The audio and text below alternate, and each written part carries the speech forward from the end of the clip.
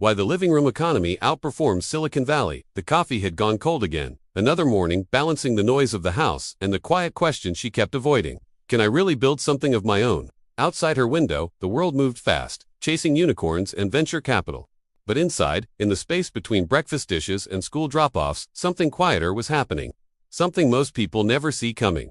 She wasn't chasing millions, just freedom. The kind that fits between nap times and school pickups. The kind that doesn't require a pitch deck or a corner office. And what she discovered changed everything she thought she knew about success. Because while Silicon Valley was burning through billions, she was building something that actually worked. The numbers tell a story that venture capitalists don't want you to hear. According to recent data, home-based businesses started by women are growing 40% faster than venture-backed startups. Not 40% more revenue, 40% faster growth. And they're doing it without the chaos, without the overnight crashes, without risking everything on a single bet. But the idea didn't come from a business book. It came from the mess on her kitchen table. She had been scrolling through another article about overnight success stories. 22-year-old founders, 7-figure valuations. Terms she barely understood. And somewhere between the baby monitor beeping and the laundry buzzing, she felt it again, that familiar weight of feeling left behind. Part of her still felt guilty for wanting more, as if ambition had to disappear when motherhood began, as if choosing to stay home meant choosing to stay still. The world had convinced her that real business happened in boardrooms, not living rooms. That innovation required venture capital, not creativity and a laptop. Maybe success just wasn't meant for someone like her. Then something shifted. She stopped comparing her kitchen to their offices. She stopped measuring her timeline against their timelines, and she started noticing what they couldn't see, the advantage hiding in plain sight. While tech startups were hemorrhaging cash to acquire customers, she already had something priceless: trust, real relationships, a voice that didn't sound like a brand, but like a friend who understood. No algorithm could manufacture that. No marketing budget could buy it. She smiled not because it was easy, but because it was finally clear. The living room economy operates on different rules. It doesn't scale through destruction, it scales through connection. It doesn't grow by burning money, it grows by solving real problems for real people. And most importantly, it doesn't measure success by how fast you can exit, but by how sustainably you can stay.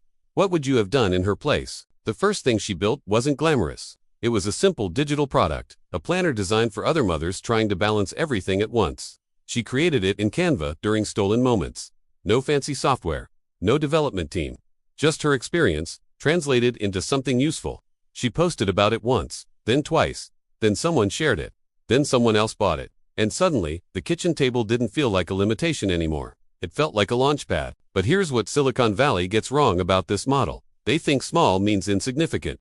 They think sustainable means slow. They think profit from day one means you're not thinking big enough. They're mistaken on all counts. Research from the Kauffman Foundation reveals that bootstrapped businesses have a 78% higher survival rate than venture-funded ones. They're leaner, more adaptable, and more focused on what actually matters, creating value, instead of chasing valuations. Then came the doubt, the kind that whispers louder than failure. Someone left a comment on one of her posts. That's cute, but it's not a real business. And for a moment, she believed it.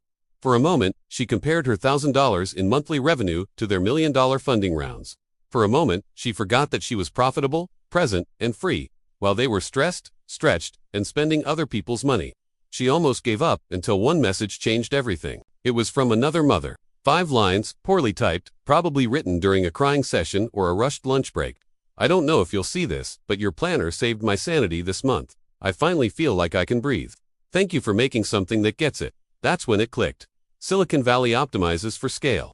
The living room economy optimizes for impact. And impact, repeated over and over, becomes its own kind of scale. Just quieter, steadier, and far more human. Her workspace was still her kitchen counter, but it no longer felt like chaos. It felt like possibility. The living room economy isn't just about mothers working from home. It's about a fundamental shift in how we think about building businesses. It's about recognizing that the internet didn't just democratize distribution, it democratized entrepreneurship itself. You don't need venture capital when you can validate ideas in real time. You don't need an office lease when cloud tools cost $20 a month. You don't need a team of 20 when automation can handle the repetitive work. What you need is clarity, a real problem to solve, and the courage to start before you feel ready. According to data from Small Business Research, the average cost to start a home-based business is under $5,000. Compare that to the average seed round of $2 million. One is betting on potential. The other is betting on proof. And proof, it turns out, is a lot more reliable.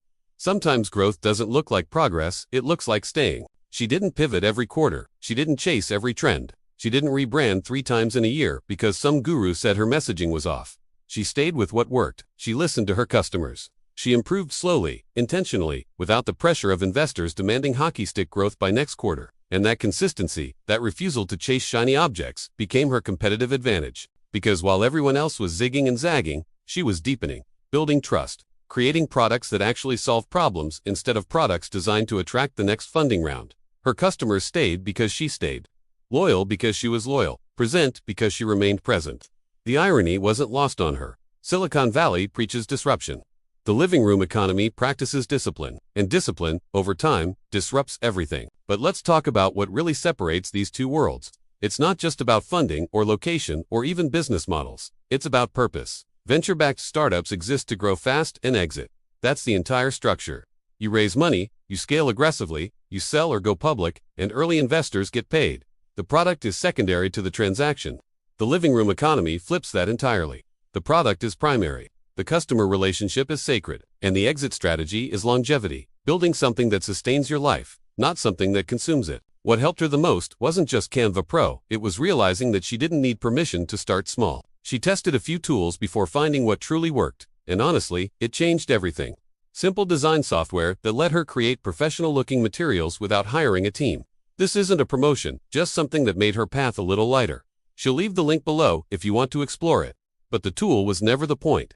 The mindset was, she stopped waiting for perfect conditions. She stopped believing that real entrepreneurs had to look a certain way, come from certain backgrounds, or have certain credentials. She started where she was, with what she had, for people who needed what she could offer. And that's the secret Silicon Valley will never teach you. You don't need to be extraordinary to build something meaningful. You just need to be consistent, present, and genuinely helpful.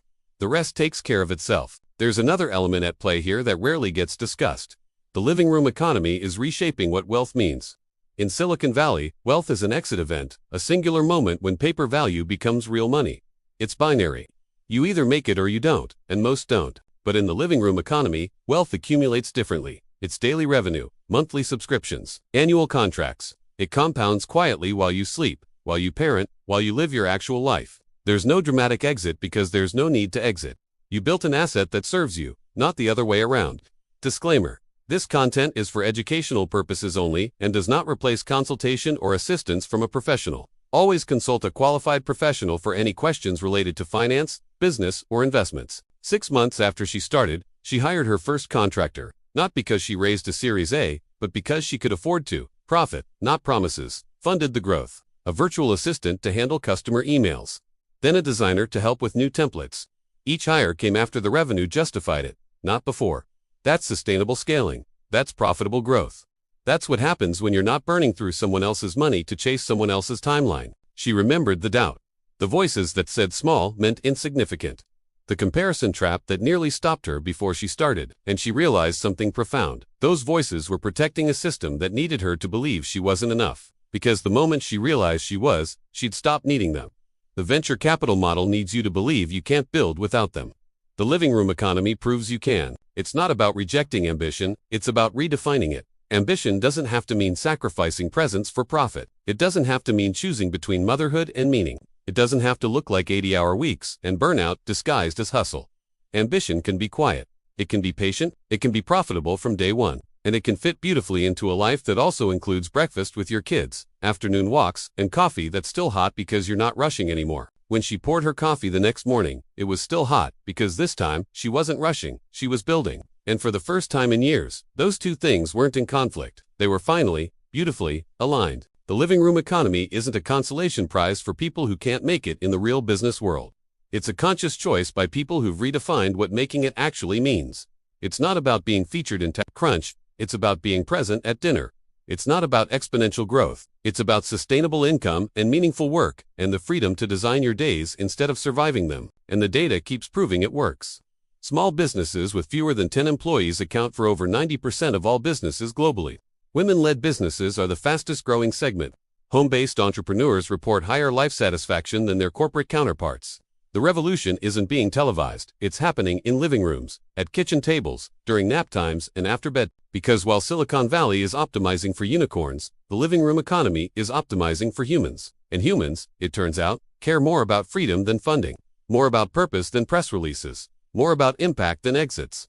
She wasn't naive. She knew her kitchen table business would never make her a billionaire, but it had already made her something better. Free. Free to choose her hours. Free to be present. Free to build something that mattered to her and helped others. Free to prove that success doesn't have to come with a venture capital term sheet and an ulcer. The living room economy doesn't replace Silicon Valley. It reveals what was always true, that there are infinite ways to build, and the loudest model isn't always the best one. That growth without profit is just expensive chaos. That scale without purpose is just noise. That the real innovation isn't in the technology, it's in the courage to build differently.